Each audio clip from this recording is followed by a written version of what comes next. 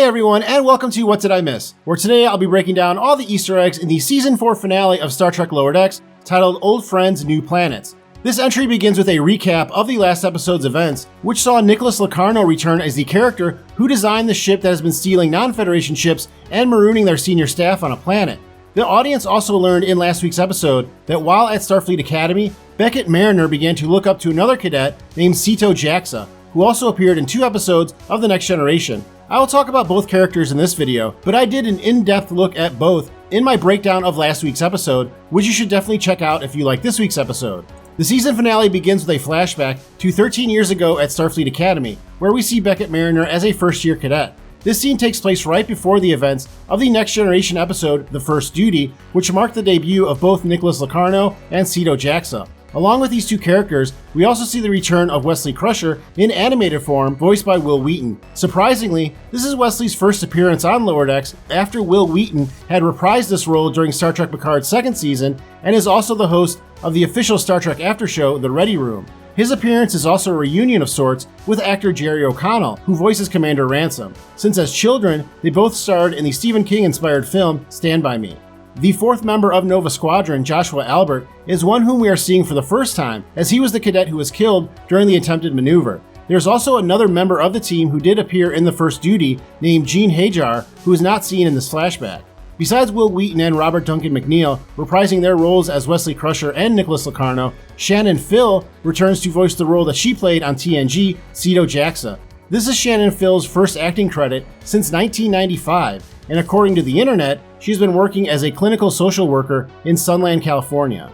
Sito and the rest of the group are then approached by a young and very excited Beckett Mariner, who mentions learning about 2 aliens, the Preservers and the Xindi. The Preservers are one of the oldest known alien races in the Star Trek universe, and were introduced in the original series episode titled The Paradise Syndrome. The Xindi are a very interesting and ancient alien race that consists of at least 6 different species, who were the main antagonists for much of the 3rd season of Star Trek Enterprise. In the present time, we see that Mariner has been transported to Locarno's ship, which is the same ship that the audience has seen stealing other ships since the first episode this season. The insignia on Locarno's vest is the same design as the Starburst maneuver that Nova Squad attempted to pull off that led to the death of his classmate. After revealing his plan to incite mutiny among as many ships as possible to Mariner, Locarno transmits a signal that the USS Cerritos picks up.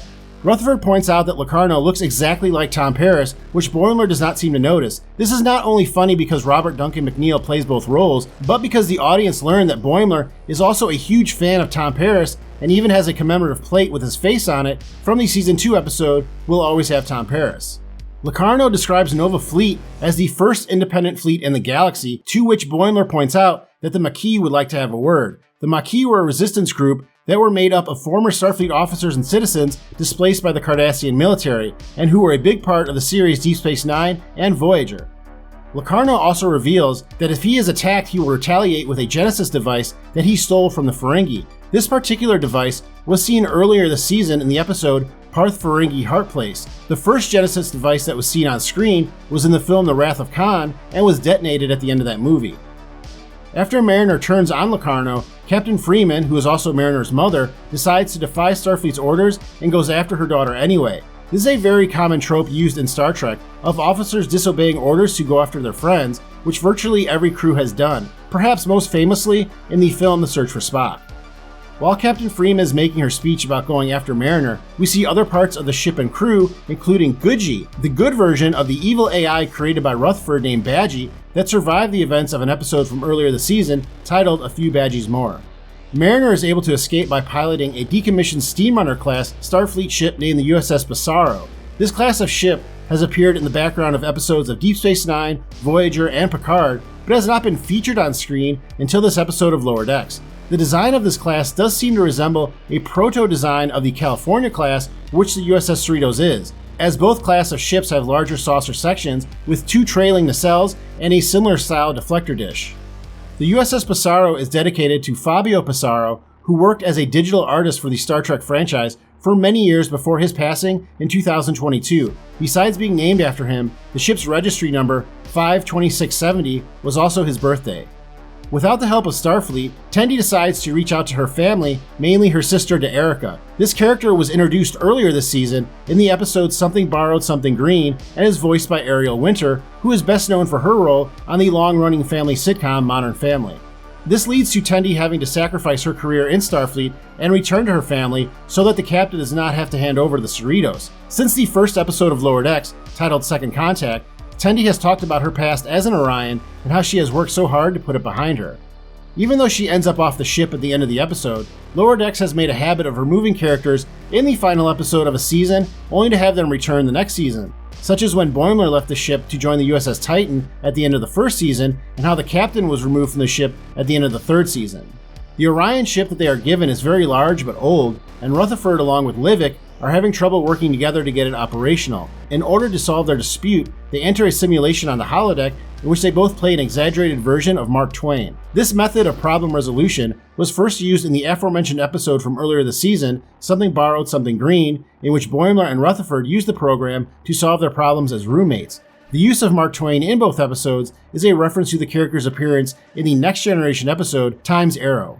Mariner is cornered by Locarno and his fleet, which forces her to enter an ion storm to evade him there. This scene is very similar to the battle between the Enterprise and Khan Noonien Singh in the film The Wrath of Khan that took place in the Mutara Nebula. There are also many musical cues that appear in both scenes.